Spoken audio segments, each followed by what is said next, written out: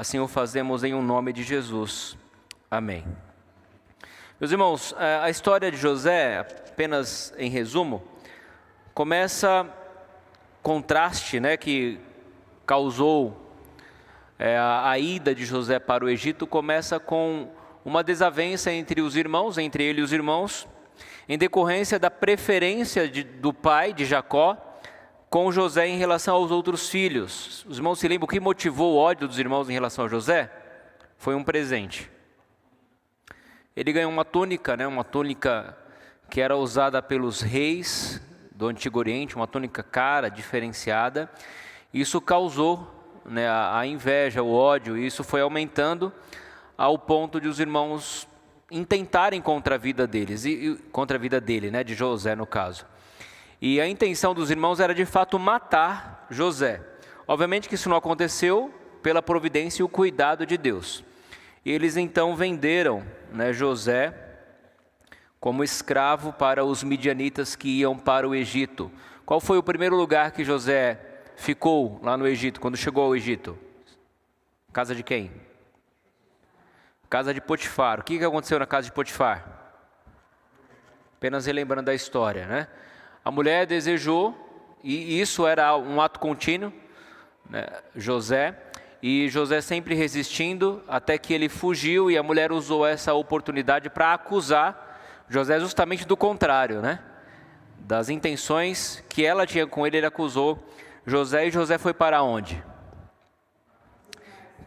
Então percebam, ele era um homem livre, odiado pelos irmãos, vendido como escravo, se tornou mordomo da casa de Potifar, foi acusado injustamente e foi preso. Então de escravo, será que dá para piorar a condição de escravo? Dá, não dá? No caso de José piorou. Ele era um escravo, mas era um escravo que tinha certas regalias, porque ele que comandava tudo na casa de Potifar, mas da escravidão ele se tornou um prisioneiro, ele foi para a prisão. Quanto tempo durou, os irmãos se lembram, o período que ele ficou no Egito? Ele foi para o Egito com quantos anos?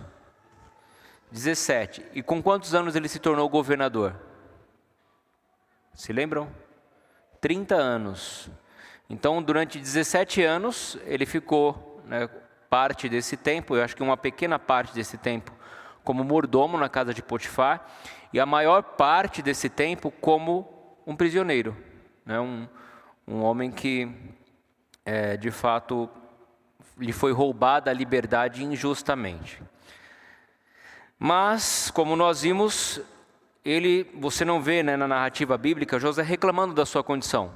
Você não vê ele questionando o fato dele se tornar um escravo, ser acusado injustamente e ir para a prisão. Pelo contrário, o texto, a narrativa, ela deixa muito claro o fato de que Deus estava com José. Em todos esses ambientes hostis, como escravo, Deus o abençoou, e tudo que ele colocava a mão na casa de Potifar, Deus abençoava por amor a José.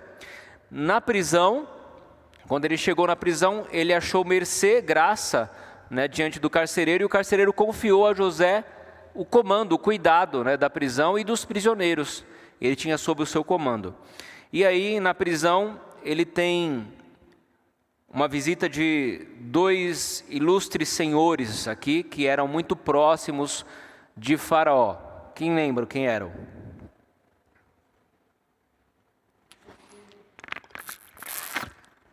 O copeiro e quem mais? E o padeiro. Eles tiveram um sonho, e ninguém sabia interpretar esse sonho, e eles contaram, O primeiro que contou o sonho foi o copeiro contou o sonho a José, e José interpretou este sonho, ele sonha com a vide, espremendo as uvas no copo de Faraó, entregando a Faraó, e ele sonha com 3 cachos, e esses cachos é interpretado como 3 dias, e no dia natalício, no dia do nascimento, o aniversário de Faraó, ele então é restituído, enquanto que o outro sonha com 3 cestos, que também representa 3 dias, e as aves vinham e comiam das finas iguarias que ele preparava com o padeiro, e o significado é que a sua cabeça seria cortada, ele seria morto em ocasião também do aniversário de Faraó. Um foi restituído ao cargo e o outro foi executado, e de fato isso aconteceu. E ele faz uma ressalva lá para o copeiro-chefe. Se lembra qual é a ressalva que ele faz? Lembre-te de mim, né, quando você estiver diante de Faraó, porque eu estou aqui injustamente, né, para que ele me faça sair dessa situação. Ele lembrou? Não. Passaram-se 2 anos, Faraó teve um sonho perturbador. Qual foi o sonho de Faraó?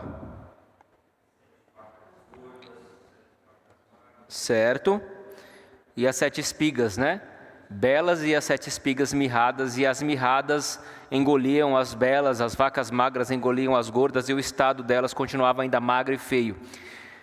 O rei, né, Faraó, perturbou-se diante deste sonho, chamou os magos, chamou os sábios do seu reino, e ninguém pôde lhe dar a interpretação. Aí, sim, o copeiro se lembrou, olha, tem um jovem, né, que interpretou corretamente o sonho que tive, tanto o meu quanto do padeiro na prisão, e eu creio que ele pode te ajudar. Então, Faraó mandou chamar José. José se aprumou, se barbeou, se aprontou e foi para apresentar-se diante de Faraó. Faraó lhe contou o sonho e ele revelou o significado desse sonho.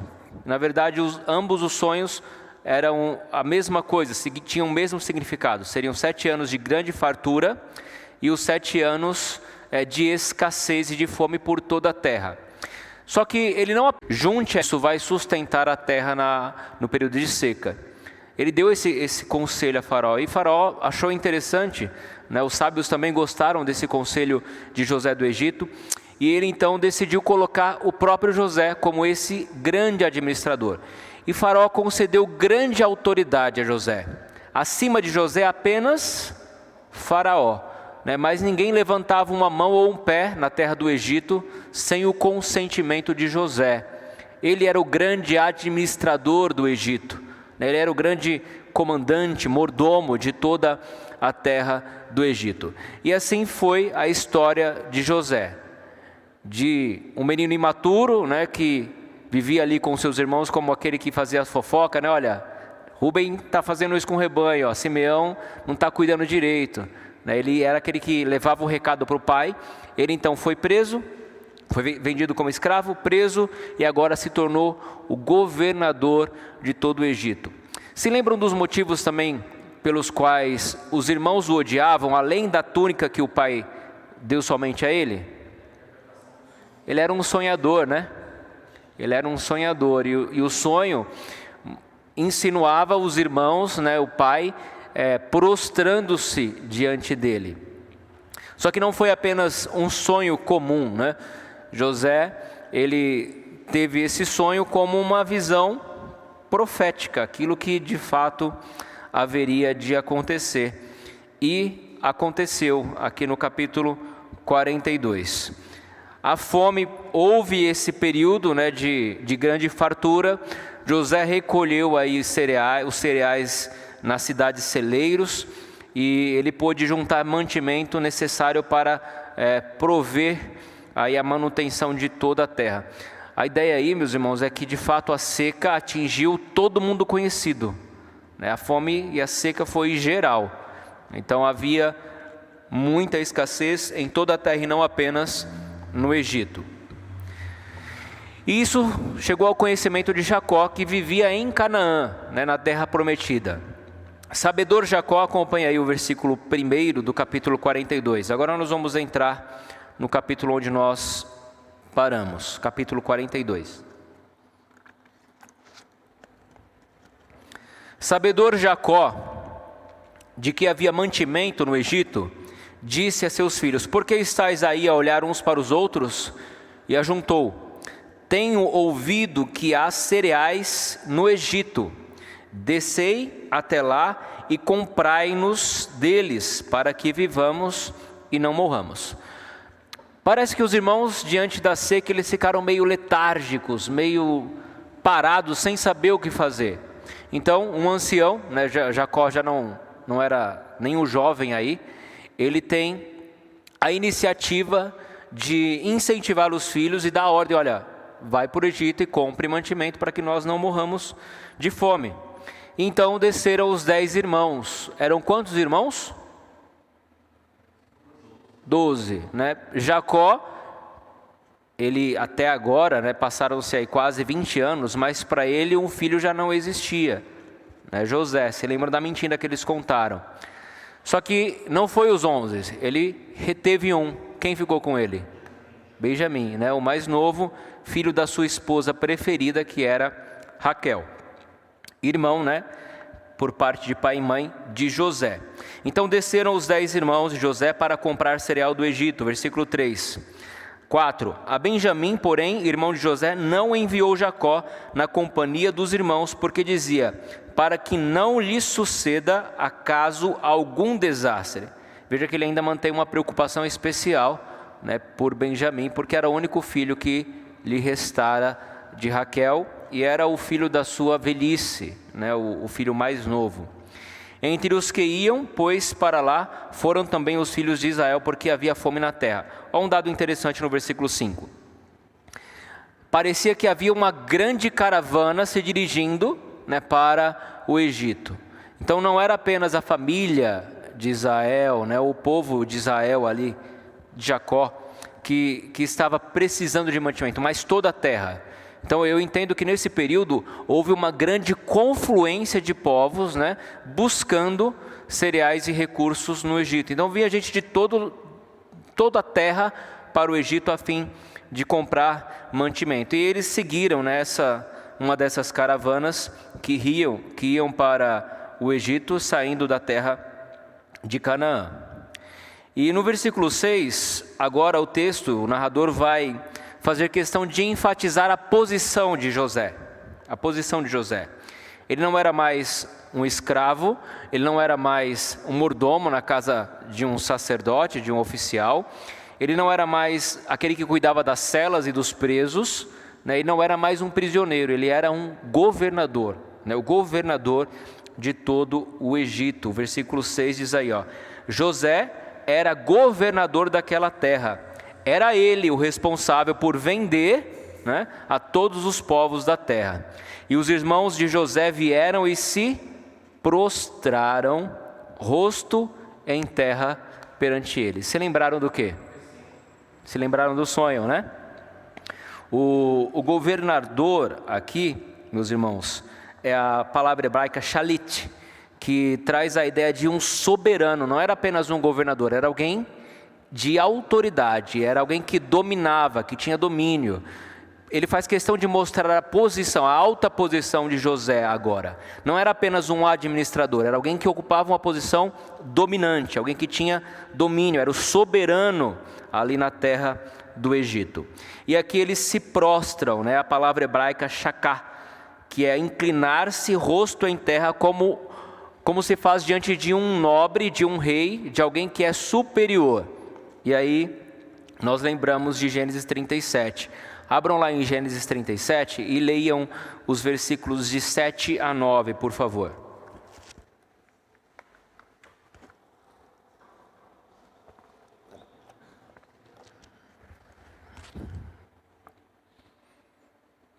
Quem achar pode ler.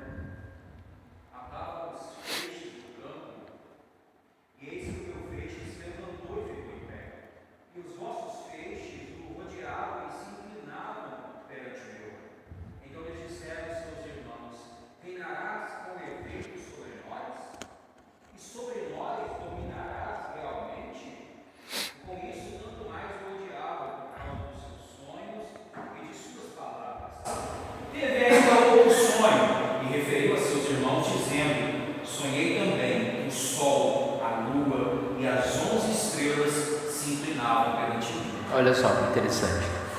Está se cumprindo, né? Esse sonho de José está se cumprindo. Os irmãos questionaram, agora você vai reinar sobre nós? É algum soberano para reinar sobre nós? José, quando ele foi colocado nessa posição, ele recebeu roupas novas. Ele contextualizou-se, né, conforme os costumes do Egito.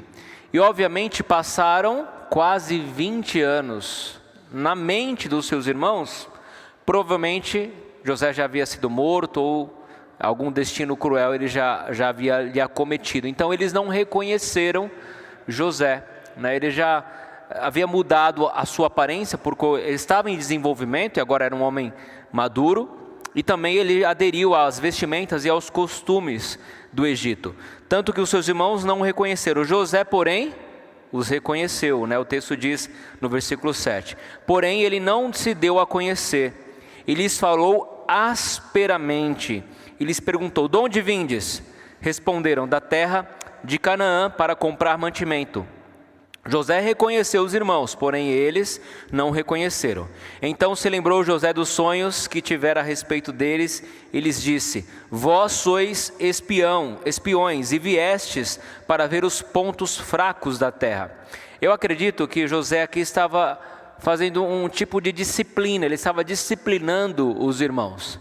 Ele poderia muito bem ter recebido os irmãos, revelado quem ele era e perdoado e chamado pai. Só que ele vai brincar, ele vai jogar aqui com os irmãos a fim de testá-los, a fim de colocá-los à prova e de discipliná-los também, né? Há uma raizinha aí em José, né? Uma certa vontade de quebranta, a reconciliação verdadeira, né? E profunda. E eles retrucaram, eles responderam no versículo 10, não, Senhor meu, mas vieram os teus servos para comprar mantimento. Somos todos filhos de um mesmo homem, somos homens honestos, os teus servos não são espiões. Ele, porém, lhes respondeu: nada disso, pelo contrário, viestes para ver os pontos fracos da terra.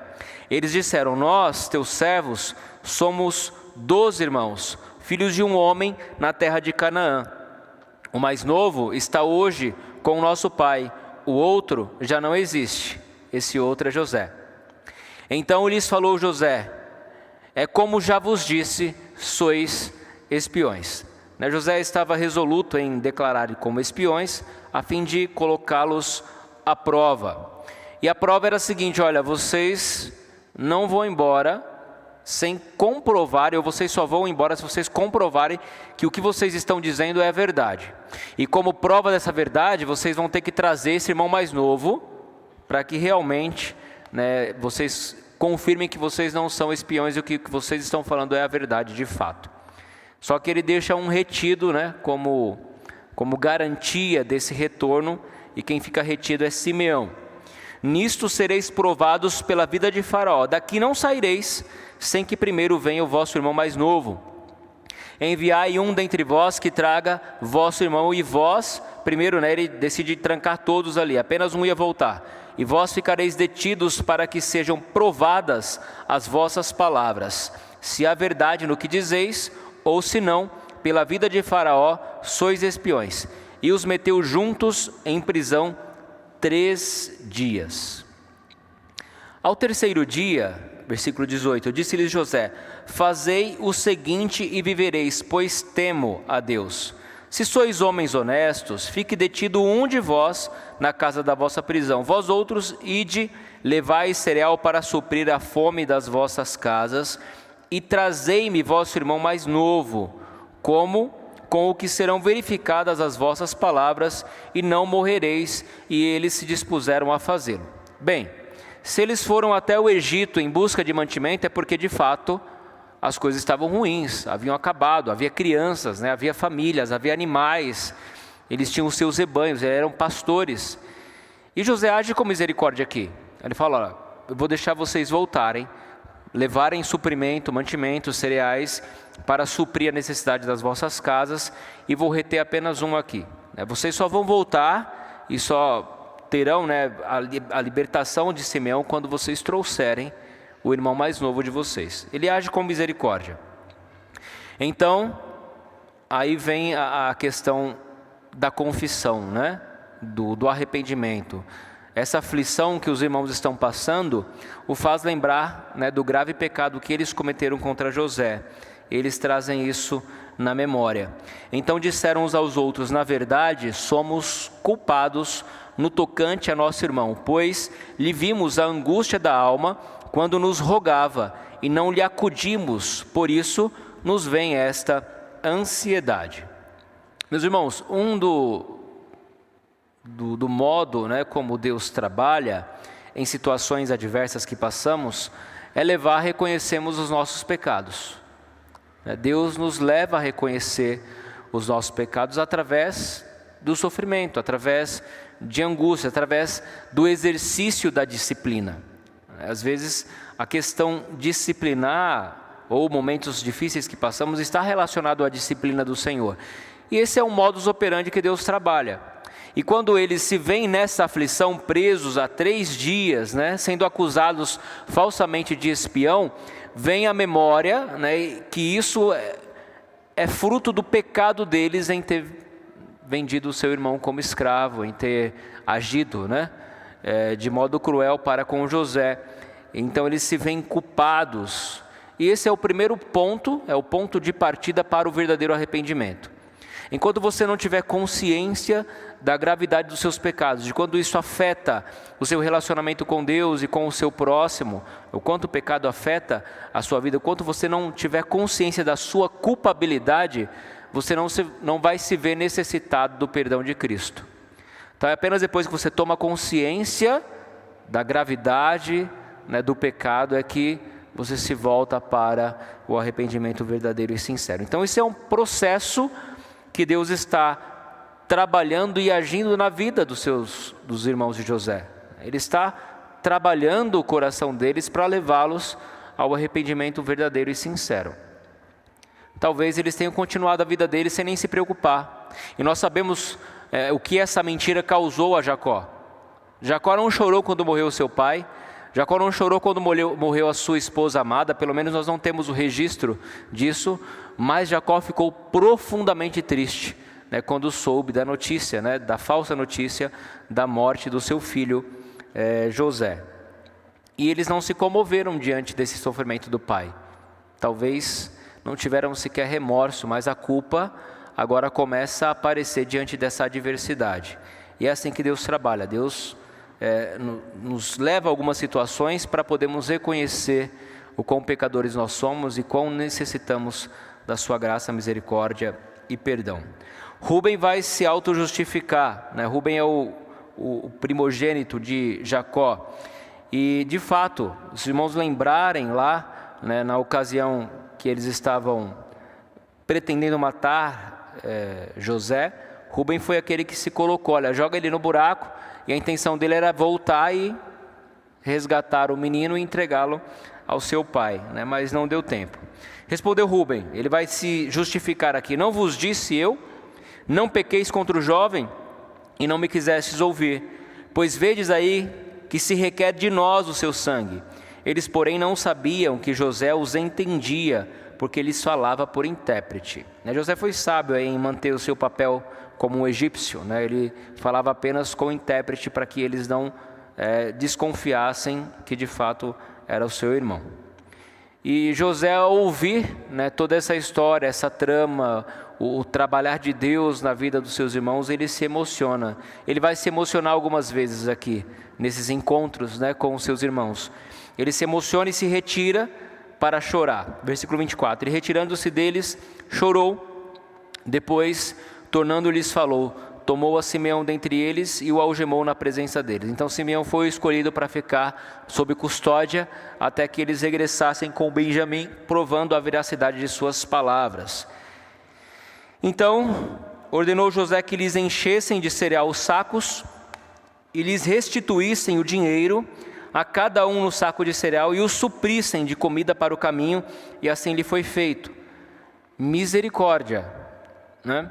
Misericórdia. Ele restitui o dinheiro para que eles não empobrecessem, né?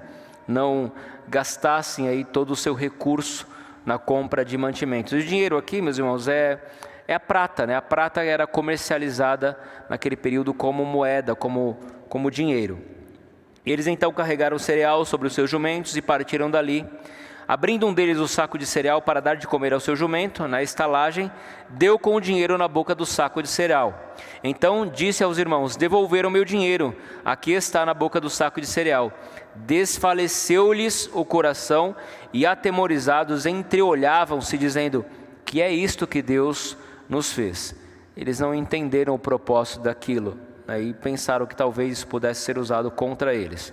E vieram para Jacó seu pai na terra de Canaã e lhe contaram tudo o que lhes acontecera, dizendo: o homem, o Senhor da terra, falou conosco asperamente e nos tratou como espiões da terra. Dissemo-lhes: somos homens honestos, não somos espiões. Somos 12 irmãos, filhos de um mesmo pai. Um já não existe e o mais novo está hoje com o nosso pai na terra de Canaã. Respondeu-nos o homem, o Senhor da terra: nisto conhecereis que sois homens honestos. Deixai comigo um dos vossos irmãos, tomai o cereal para remediar a fome de vossas casas e parti. Trazei-me o vosso irmão mais novo, assim saberei que não sois espiões, mas homens honestos. Então vos entregarei o vosso irmão e negociareis na terra. Aconteceu que, despejando eles o saco de cereal, eis, cada um tinha a sua trouxinha de dinheiro no saco de cereal, e viram as trouxinhas com o dinheiro, eles e seu pai, e temeram. Não foi apenas no saco de cereal de um, mas todos, né, foram devolvidos aí o dinheiro de cada qual. Então lhes disse Jacó, seu pai: tendes-me privado de filhos. José já não existe, Simeão não está aqui. Ides levar a Benjamim? Todas estas coisas me sobrevêm. Mas Ruben disse a seu pai: mata os meus 2 filhos, se tu não tornar a trazer. Entrega-mo e eu te restituirei. Ele, porém, disse: meu filho não descerá convosco.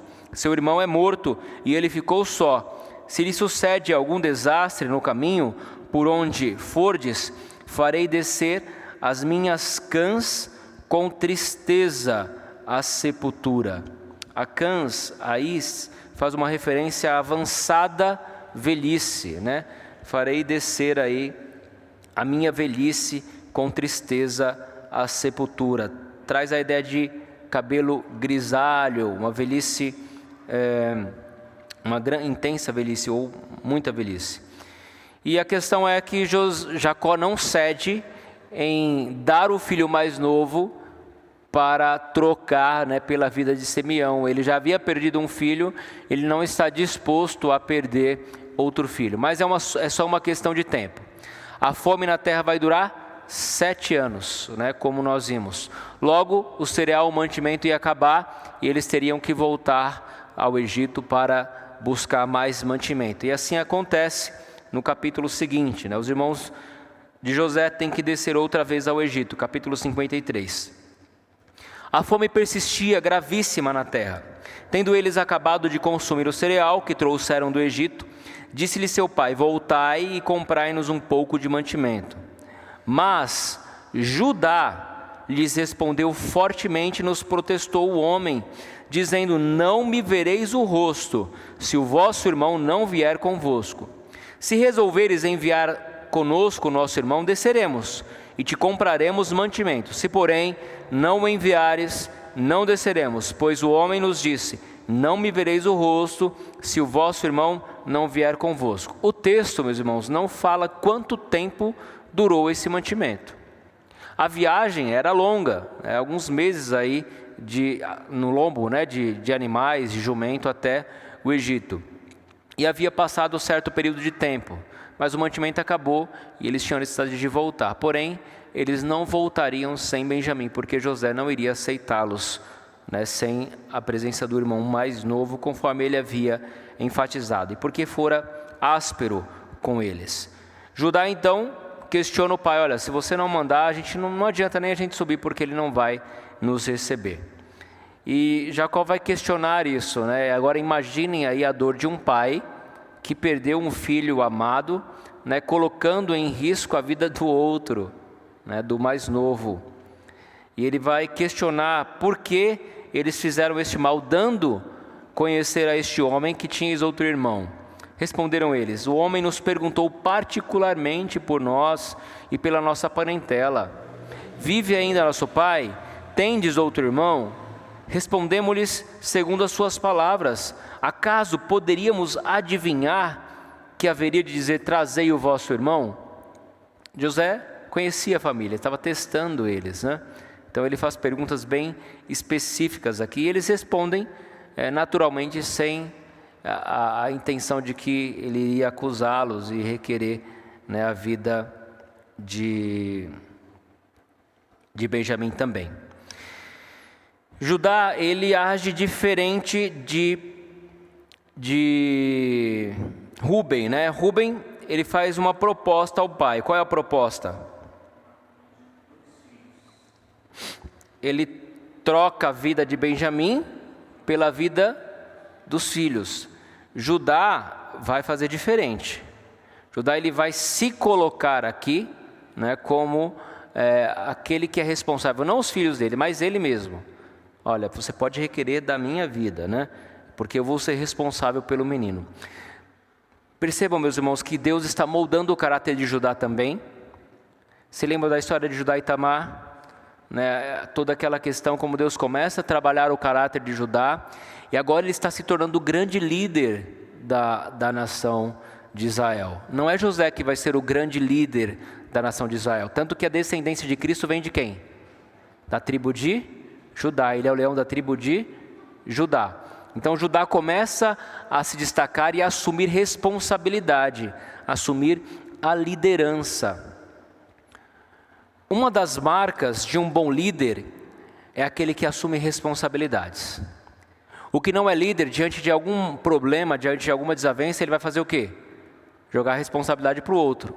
Foi culpa dele. Foi por causa dele. Foi porque fulano fez aquilo. Foi porque ciclano fez aquilo. O verdadeiro líder, ele não vai acusar os outros. Ele vai, ainda que não seja culpa dele, ele vai entender a questão e vai assumir responsabilidades. Esse é um dos perfis de uma boa liderança, quando a pessoa está disposta a assumir responsabilidades. E Judá começa a mostrar um perfil de um líder aqui, a partir do versículo 8.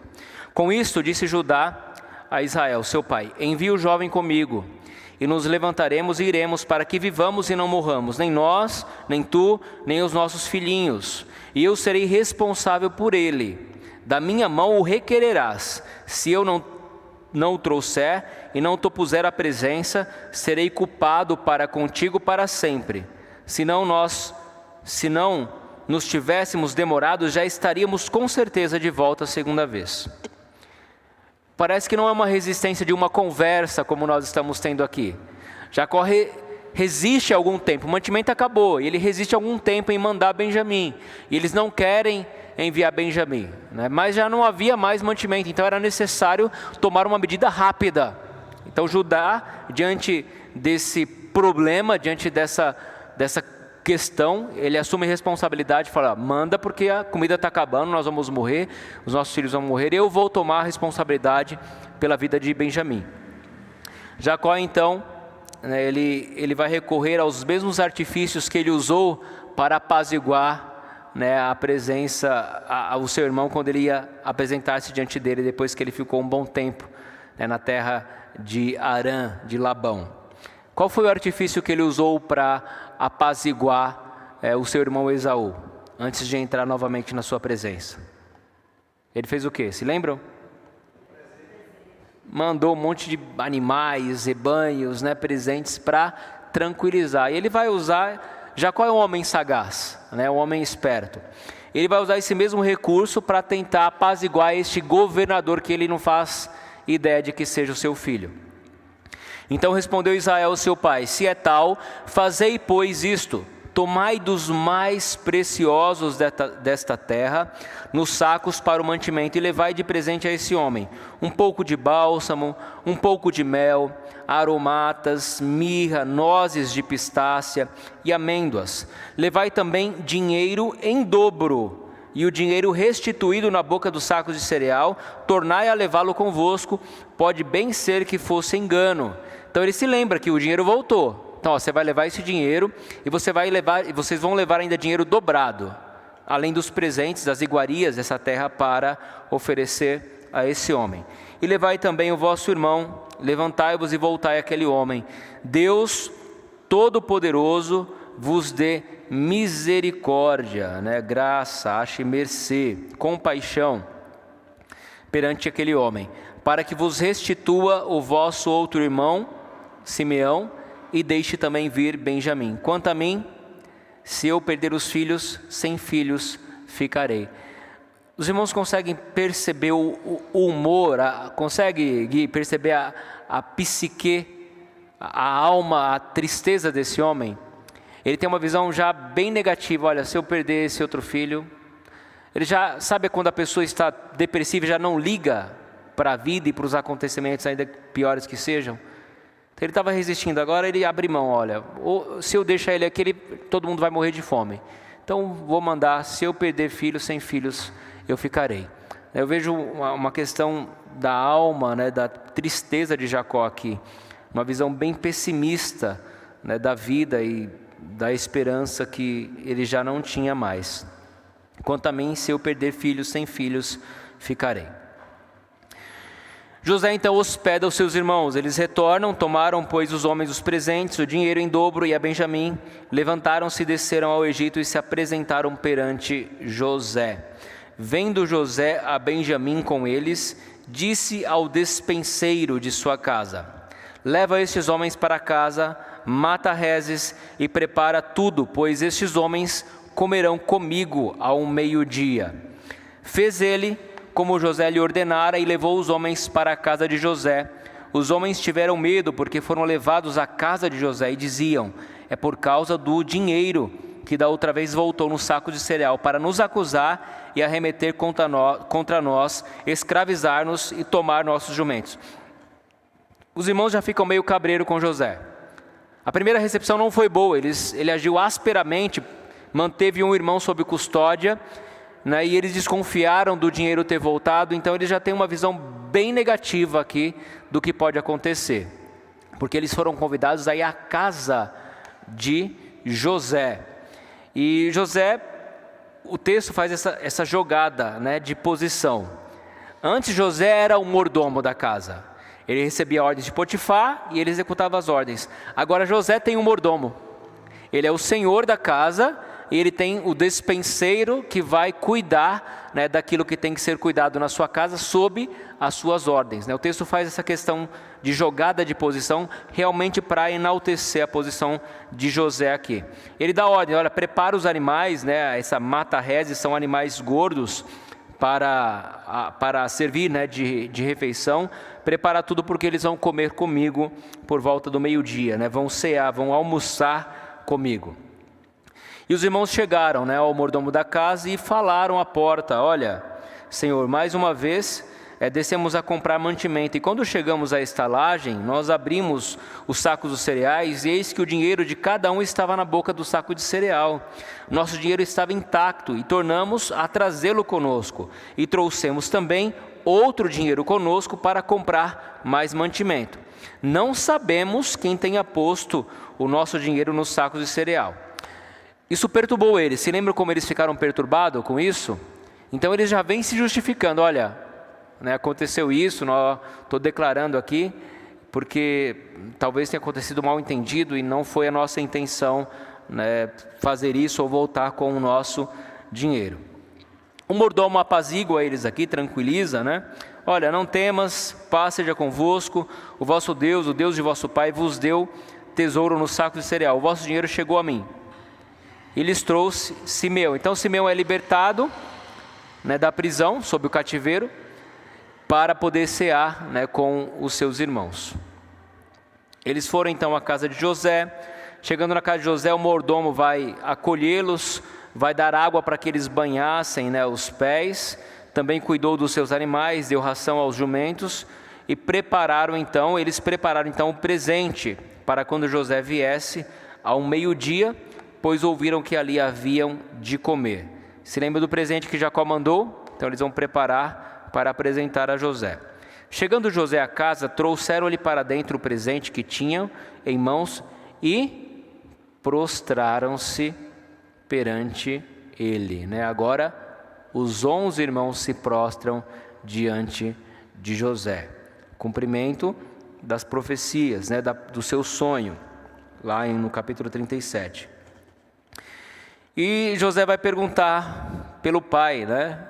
Pelo pai deles. Ele foi privado da presença do pai durante 13 anos. Ele lhe perguntou pelo seu bem-estar e disse: vosso pai, o ancião de quem me falastes, vai bem? Ainda vive?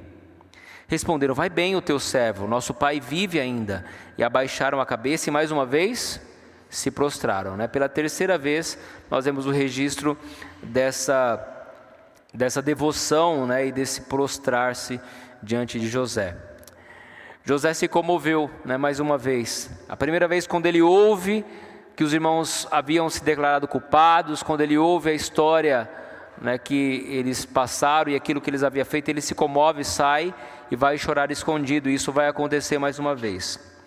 Levantando José os olhos, viu Benjamim, o seu irmão, filho de sua mãe, e disse: é este o vosso irmão mais novo de quem me falaste?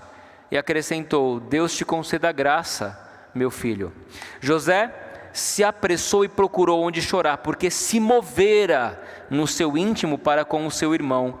Entrou na câmara e chorou ali. Depois lavou o rosto e saiu, conteve-se e disse: servir a refeição.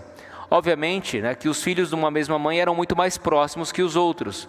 Eles habitavam em tendas diferentes. As mulheres não habitavam nas mesmas tendas. Então José era muito mais próximo de Benjamim. E quando José foi vendido como escravo para o Egito, Benjamim ainda era uma criança, uma criança tenra. Ele estava aqui provavelmente na fase da adolescência, nessa idade.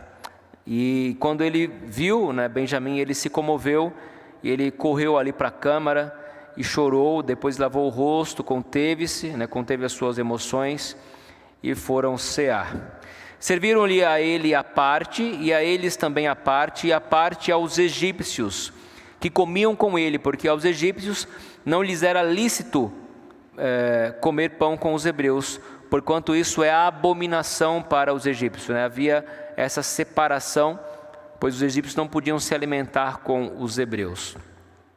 E olha o que ele faz aqui: ele vai jogar com os seus irmãos, ele vai colocar os irmãos em ordem de nascimento na mesa. E assentaram-se diante dele o primogênito segundo a sua primogenitura e o mais novo segundo a sua minoridade. Disso os homens se maravilharam entre si. Os irmãos perceberam isso, obviamente. E eles ficaram indagados, porque ele havia acertado essa ordem. Então lhes apresentou as porções que estavam diante dele, e a porção de Benjamim era 5 vezes mais do que a de qualquer deles. E eles beberam e se regalaram com ele. Regalar aqui é embriagar-se. Beberam até realmente ficar bêbados. E perceba o que José fez aqui. Ele vai mais uma vez incentivar o ciúme dos irmãos ali, dando o quíntuplo para Benjamim. Não muito diferente do que Jacó faz com José, quando dá a túnica somente a ele. E a história continua. Ele vai agora fazer uma estratégia para reter mais uma vez os seus irmãos e acusar logo, justo, o filho querido de Jacó, Benjamim.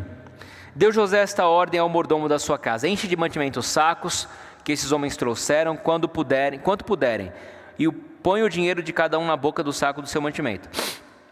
Eles cumpriram a palavra. De fato, eles provaram, trazendo Benjamim, que não eram espiões. Então agora José tinha que liberar eles. Mas José usa de um artifício para reter Benjamim. O meu copo de prata, ele falando ao mordomo, colocarás na boca do saco de mantimento do mais novo, com o dinheiro do seu cereal. E assim se fez, segundo José dissera. De manhã, quando já claro, despediram-se esses homens, eles com os seus jumentos.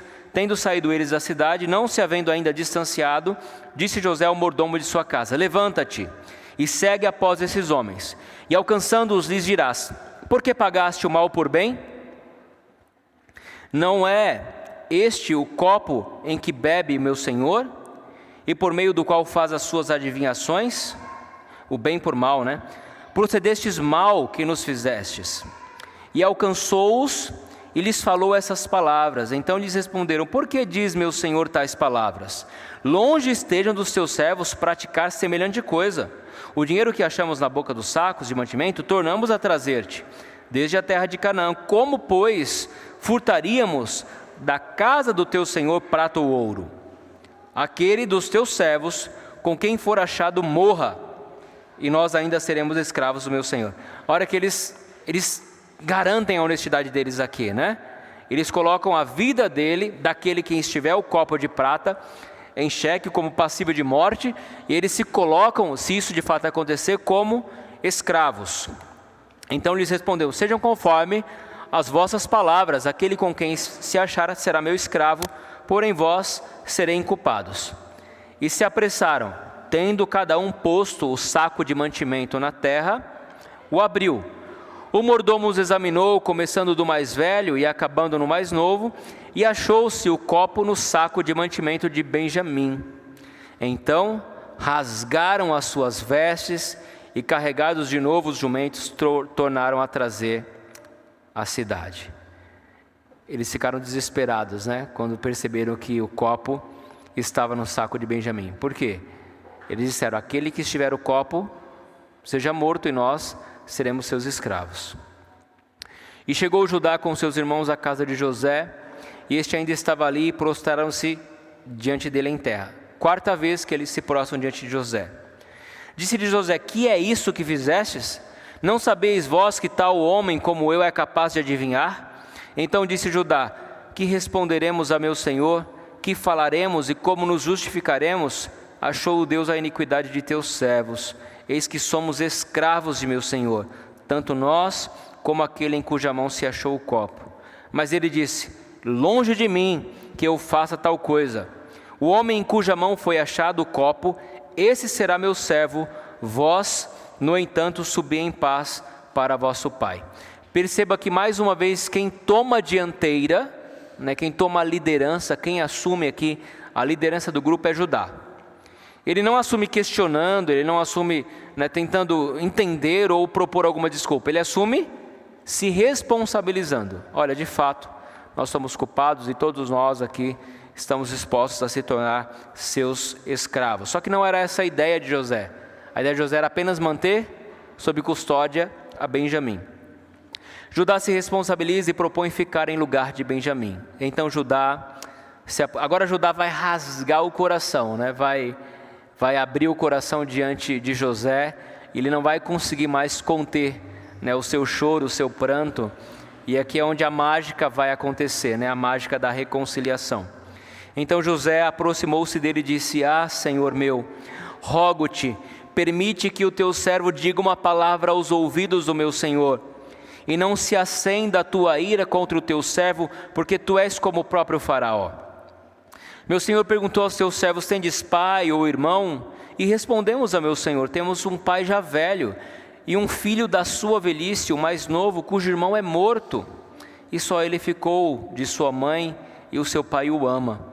Então disseste a teus servos: trazei-mo para que ponha os olhos sobre ele. Respondemos ao meu senhor: o moço não pode deixar o pai, se deixar o pai, este morrerá.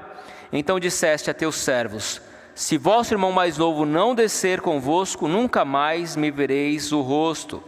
Tendo nós subido a teu servo, meu pai, e a ele repetido as palavras de meu senhor, disse nosso pai: voltai, comprai-nos um pouco de mantimento. Nós respondemos: não podemos, mas se nosso irmão mais moço for conosco, desceremos, pois não podemos ver a face do homem se este nosso irmão mais moço não estiver conosco. Então nos disse o teu servo, nosso pai: sabeis que minha mulher me deu 2 filhos, um se ausentou de mim, e eu disse: certamente foi despedaçado, e até agora não o mais o vi. Se agora também tirardes este da minha presença e lhe acontecer algum desastre, farei descer as minhas cãs com pesar à sepultura. Agora, pois, indo eu ao teu servo, meu pai, e não indo o moço conosco, visto a sua alma estar ligada com a alma dele, vendo ele que o moço não está conosco, morrerá. E teus servos farão descer as cãs de teu servo, nosso pai, com tristeza à sepultura, porque teu servo se deu por fiador por este moço para com meu pai, dizendo: se eu não tornar a trazer-te, serei culpado para com meu pai todos os dias. Agora, pois, fique teu servo em lugar do moço, por servo de meu senhor, e o moço que suba com os seus irmãos, porque como subirei ao meu pai, se o moço não for comigo, para que não veja eu o mal que a meu pai sobrevirá.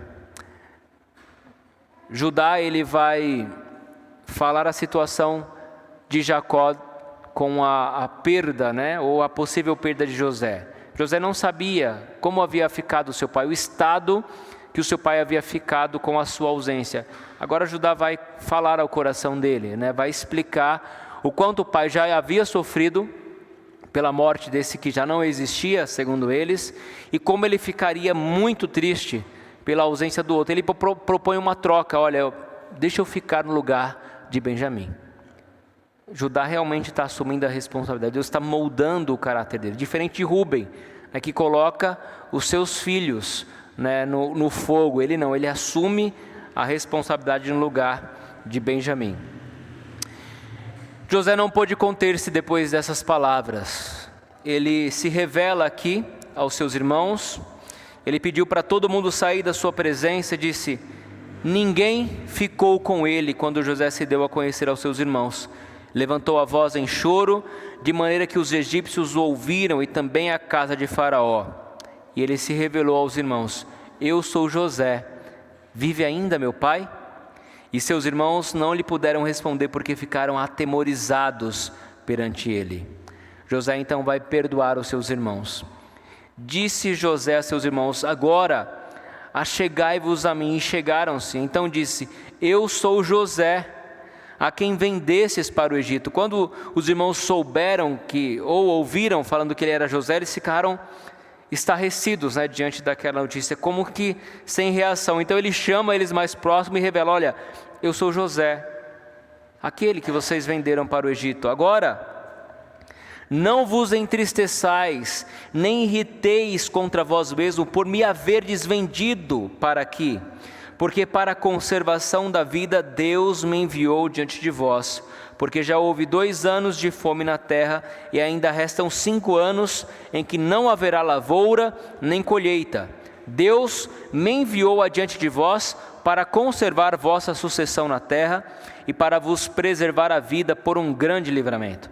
Assim, não fostes vós que me enviastes para cá, e sim Deus que me pôs por pai de Faraó e senhor de toda a sua casa e como governador em toda a terra do Egito. José aqui, meus irmãos, ele vai reconhecer que esse ato, né, dos seus irmãos foram atos da providência de Deus, né, para o cuidado deles mesmos, para o sustento, para a provisão. Por isso José não atribui culpa a seus irmãos aqui. Ele diz: olha, Deus fez isso, Deus causou, né, este aparente mal para que eu pudesse então sustentar, né, a nossa família, haver aí sucessão, conservar, né, a vida de vocês, e por meio, né, por intermédio desses atos da providência, Deus pudesse nos dar grande livramento. Então José não acusa os seus irmãos, ele não culpa os seus irmãos, mas ele entende que tudo isso, né, foi fruto da benevolência, da misericórdia e dos atos da providência de Deus. E agora ele diz: olha, apressai-vos, subi até meu pai e traga-o, né? Assim manda dizer teu filho José: Deus me pôs senhor sobre toda a terra do Egito, e então desce a mim, não te demores. Ele manda buscar o seu pai. Eles vão habitar na terra de Gósen, porque eles tinham rebanhos, eram cuidadores de rebanhos, e pastores de rebanhos eram abominação para os egípcios. Eu estou resumindo aqui a história, tá, meus irmãos? Ele então vai e busca, manda carros. Faraó sabe disso. Faraó concorda em José trazer a sua família. Ele então vai e traz a sua família. E depois disso nós vemos a reconciliação de fato aqui. Aí te sustentarei, porque ainda haverá 5 anos de fome. Eis que vedes por vós mesmos, e meu irmão Benjamim vê também que sou eu mesmo quem vos fala. Anunciai a meu pai toda a minha glória no Egito, e tudo o que tendes visto, apressai-vos e fazei descer meu pai para aqui. E lançando-se ao pescoço de Benjamim, seu irmão, chorou, e abraçado com ele, chorou também Benjamim.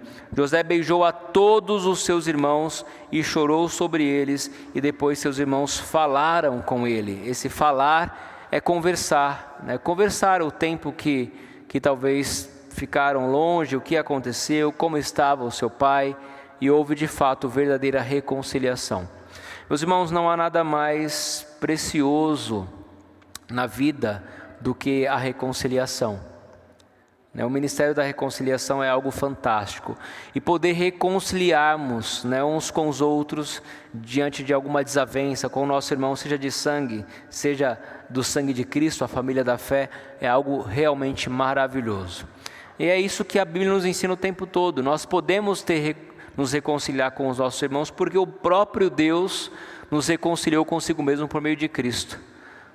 O ato reconciliatório de Cristo é que nos faz vivermos a reconciliação uns com os outros. E quando nós olhamos para uma história tão bela como essa, de reconciliação, de perdão, de choro, mas de estreitamento de laços, de fato, de perdão verdadeiro, nós podemos também agir para com o nosso próximo. E devemos lutar por isso. Devemos nos esforçar por praticar a reconciliação. É próprio do crente, quando o crente está com um problema com alguma pessoa, e você vai ver isso lá nas palavras de Cristo em Mateus 18, você deve procurar essa pessoa visando a reconciliação. Então, Cristo diz que você não pode trazer a sua oferta ao altar, se você tiver alguma coisa contra o seu irmão, vai primeiro e reconcilia-te com o seu irmão, depois vem e ofereça a sua oferta. Então, é o dever do crente reconciliar-se. Nós não podemos evitar brigas, discussões, desavenças. Isso acontece por causa do nosso pecado, o pecado que ainda habita em nós. Mas, como bom crente, como crente verdadeiro que experimentou a graça da reconciliação em Deus por meio de Cristo, você deve buscar a reconciliação. É o dever nosso como cristão. Faraó concorda com isso, ele dá carros, concede carros para trazer aí as suas famílias, e eles trazem então os filhos de Israel, toda a sua família, e ele dá presentes, ele dá vestes festivais a Benjamim, um pouco mais, mas também a todos os irmãos, também dá dinheiro ali para eles, jumentos carregados de provisão, o melhor do Egito, para buscar os seus pais. E dá uma ordem: não contendeis pelo caminho, não briguem pelo caminho aí, não briguem entre si. Eles então sobem ao Egito e trazem aí Jacó, o seu pai. Quando disseram ao seu pai que José era o governador de todo o Egito, Jacó ficou estarrecido, ele ficou meio sem acreditar. O coração dele, o texto diz assim, o coração dele ao ouvir essa notícia de que José ainda vivia, ficou como sem palpitar, porque não lhes deu crédito. Mas ele viu os carros, ele viu os presentes, e ele então acreditou, e ele disse: basta, meu filho vive, eu o levantarei e o verei antes que eu morra. Algumas considerações finais, meus irmãos. Do ponto de vista teológico, o que fica claro nessa história, nesses 3 capítulos que estudamos aí, é os atos da providência de Deus. Deus, e aqui entendam, Deus permite, meus irmãos, que situações ruins e adversas ocorram em nossas vidas, visando os seus atos providenciais no futuro. E Ele age de um modo que nós não entendemos quando passamos por essas adversidades. José, antes de se tornar governador, ele foi escravo. Ele foi um prisioneiro durante 13 anos e depois ele se tornou governador de todo o Egito.